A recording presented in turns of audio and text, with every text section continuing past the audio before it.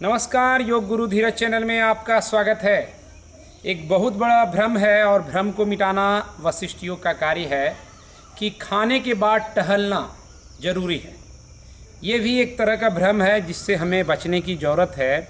और आपके मन में एक कुलबुलाहट शुरू हो गई होगी कि ये तो हमेशा सुनते आए हैं कि खाने के बाद टहलना है, और ये एक नई बात आ गई कि खाने के बाद टहलना बेहतर नहीं है, अच्छा नहीं है। क्यों आखिर?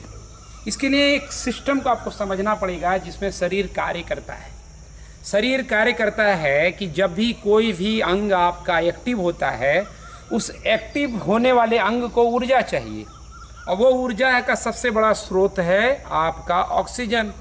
और ऑक्सीजन और न्यूट्रिशन जो पोषक तत्व है, पोषक तत्व को पहुंचाने का कार्य करता है आपका ब्लड। इसलिए जैसे भी कोई भी अंग एक्टिव होता है, आपका ब्लड का सर्कुलेशन उस दिशा में बढ़ने लगता है। जब आप भोजन करते हैं तो आपका ये रीजन सबसे ज़्यादा एक्टिव हो जाता है, मतलब ब्लड का सर्कुलेशन पेट के तरफ बढ़ता है। इसलिए भोजन करने के तुरंत बाद अगर आप टहलते हैं तो ब्लड का सर्कुलेशन पेट की तरफ ना जा कर के पैर की तरफ बढ़ने लगेगा, क्योंकि आप चल रहे होते हैं। और चलना एक एक्शन है और जो पाचन क्रिया से ज़्यादा तीव्र दिखेगा। ऐसे में भोजन का जो डिस्ट्रीब्यूशन है वो पेट के तरफ, जो ब्लड का सर्कुलेशन है वो पेट के तरफ ना हो करके पैर की तरफ होने लगेगा। तो आप समझ सकते हैं कि जहाँ भोजन को डाइजेशन करने के लिए ज़्यादा से ज़्यादा ब्लड की सप्लाई ज़रूरत थी, वो नहीं हो पाएगी। ऐसे में आपका भोजन का प्रक्रिया धीमा पड़ जाएगा। भोजन ऐसा नहीं कि डाइजेस्ट नहीं होगा, लेकिन वो लंबित होगा। जो 2-3 घंटे में आसानी से हो सकता है कि वो 4-5 घंटा समय ले। ऐसे में आपकी ऊर्जा ज़्यादा से ज़्यादा नष्ट होगी। और आप भोजन क्यों करते हैं? कि जल्दी से जल्दी आपको ऊर्जा मिल सके, इसीलिए तो भोजन किया था। लेकिन भोजन पचाने में ही आपकी अब ऊर्जा क्षय हो रही है। इसलिए ये एक भ्रम है कि भोजन करने के बाद आपको टहलना चाहिए। मैं ऐसा नहीं कहता हूँ कि भोजन के बाद टहलना नहीं चाहिए, लेकिन तुरंत नहीं टहलना चाहिए। कब टहलें और उससे पहले क्या करें? योग ने क्या कहा इसको समझें।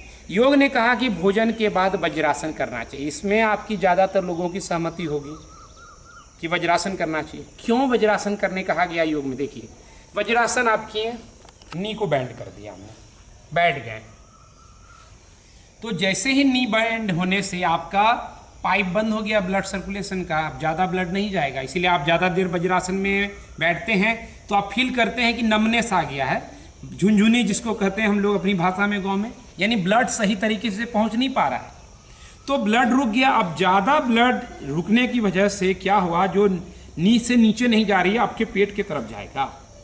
तो योगियों ने इस चीज़ को बहुत अच्छे से समझा कि भोजन किए हैं तो ब्लड का सर्कुलेशन पेट की तरफ बढ़ना चाहिए, इसीलिए वो वज्रासन में बैठने के पहला काम क्या हुआ कि ब्लड जो नीचे जमीन पाँव के तरफ जा रही थी, ग्रेविटी नीचे की तरफ खींच रही है ज़्यादा ब्लड, वो हमने बंद कर दिया। अब सर्कुलेशन यहाँ आ रहा है।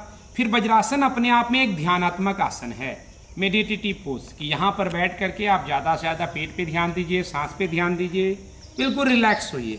तो इधर उधर जो मन चलने से आपका सर्कुलेशन अलग दिशाओं में जा रहा था वो बंद होगा। तो इसीलिए आप भोजन के तुरंत बाद वज्रासन में बैठें, चलें बिल्कुल नहीं, ये चलना गलत है। चलें कब? बहुत देर आप बैठ गए, कंफर्ट हैं, थोड़ी देर अगर वज्रासन में बैठने में आपको कंफर्ट नहीं है तो सुखासन में भी बैठ करके आप थोड़ी देर शांति से मेडिटेटिव पोजीशन में रहिए, ये सबसे बेस्ट है। या अनुलोम विलोम कीजिए, भ्रामरी कीजिए। मैं कहता हूँ हमेशा कि कोई भी स्लो डीप ब्रीदिंग, खासतौर पर अनुलोम विलोम प्राणायाम, भ्रामरी प्राणायाम, ये आप भोजन के बाद भी कर सकते हैं, क्योंकि इससे मन की शांति होगी। ज़्यादा मन की शांति, ज़्यादा पाचन बेहतर, क्योंकि साइंस यही कहता है रिलैक्स एंड डाइजेस्ट। इसलिए आपको जब ज़्यादा भोजन करते हैं तो नींद जैसे आती, क्यों? क्योंकि नींद से आपका ब्रेन कम काम करेगा और डाइजेशन की तरफ ऊर्जा ज़्यादा जा पाएगी। तो ये करें। अब क्या है कि चूँकि टहलना क्यों कहा गया, वो भी गलत नहीं था, लेकिन तब जब हम काफ़ी देर तक बैठ जाएं, तुरंत नहीं टहलें। टहलने से क्या होगा, जब भोजन एक लंबे पाचन प्रक्रिया से गुजर जाएगी, पाचन प्रक्रिया से कब गुजरेगी? 2 से 3 घंटे के बाद। स्टमक में भोजन जब निकल जाए और छोटी आंत की तरफ चले जाए, तो ये जो प्रोसेस है कि पेट के तरफ पाचन खत्म हो गया। लेकिन हर चीज़ पाचन के दरमियान क्या होता है कि वहाँ पाचन के लिए कोई मशीन तो लगी नहीं है कि खाना गया और पीस दिया गया। वहाँ पे एसिड की बारिश होती है जैसे भोजन आता है, और जहाँ एसिड होगा वहाँ गैस बनेगा। तो जब आप भोजन 2-3 घंटा पाचन प्रक्रिया से लग जाए तब आप टहलते हैं, तो अतिरिक्त गैस जो एसिड बनने के कारण, गैस भी नेचुरल है, भोजन के पाचन में गैस का बनना वो बना रह गया है, तो आप टहलेंगे तो वो गैस क्या होगा, एडजस्ट होना शुरू होगा, और ये गैस एडजस्टमेंट से आपको कंफर्ट फील होगी। और जब आप सोने जाएंगे तो नींद में वो डिस्टर्बेंस नहीं करेगी। अगर पेट में गैस रह गया, आप सोए हुए हैं, तो नींद तो आएगी, लेकिन पेट में घूमता हुआ गैस आपके नींद को साउंड स्लीप नहीं होने देगा, कंफर्ट नहीं होगा, क्वालिटी स्लीप नहीं होगी। इसीलिए आप चाहिए कि आप जल्दी से जल्दी रात्रि जो डिनर है उसमें मंदाग्नि का समय रहता है, देर रात भोजन ना करें, पहली बात ख्याल रखें। दूसरी बात, जल्दी भोजन कर लें और वज्रासन में बैठें, तुरंत टहलें नहीं, ये महत्वपूर्ण बात। तीसरी बात, जब 2-3 घंटे हो जाए तब आप टहलने की प्रक्रिया कर सकते हैं। अगर 2-3 घंटे ना भी हो, उतना समय नहीं हो, लेट नाइट खाते हैं, तो कम से कम आधा 1 घंटा बैठने से शांति के बाद ही टहलें। तो मुझे विश्वास है आप इस फैक्ट को समझ लिए होंगे कि क्यों भोजन के बाद तुरंत चलना खतरनाक है।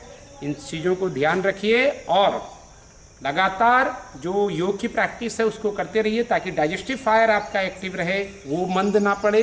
क्योंकि आप बाकी कुछ भी कीजिए, अगर आपने योग अभ्यास नहीं किया है तो ऑब्जर्वेशन जो फूड का होना चाहिए वो नहीं हो पाएगा। डाइजेस्टिव फायर जो है, अग्नि जो है पाचन की, वो तीव्र नहीं होगी। इसलिए नियमित योगाभ्यास जरूरी है, और सही सिस्टमेटिक योगाभ्यास आप सीख सकें और सिखा सकें, इसके लिए हमने 20 जुलाई से लेकर 3 अगस्त तक एक योग शिक्षक प्रशिक्षण शिविर का आयोजन किया है। आपका स्वागत है। अगर आप डिटेल में योग के जाना चाहते हैं, प्रैक्टिकल नॉलेज लेना चाहते हैं, प्रैक्टिस के साथ सीखने सिखाने की जो विधि है, सूत्र हैं, उसको गढ़ना चाहते हैं, जीना चाहते हैं, तो आपका इस आवासीय योग शिक्षक प्रशिक्षण शिविर में स्वागत है। फिलहाल आज के वीडियो में इतना ही। चैनल को सब्सक्राइब करें और इस महत्वपूर्ण जानकारी को अपने परिजनों, मित्रों, पड़ोसियों में जरूर करें, और ऐसे लोगों को जरूर करें जिनको गैस ज़्यादा बन रहा है। धन्यवाद, नमस्कार।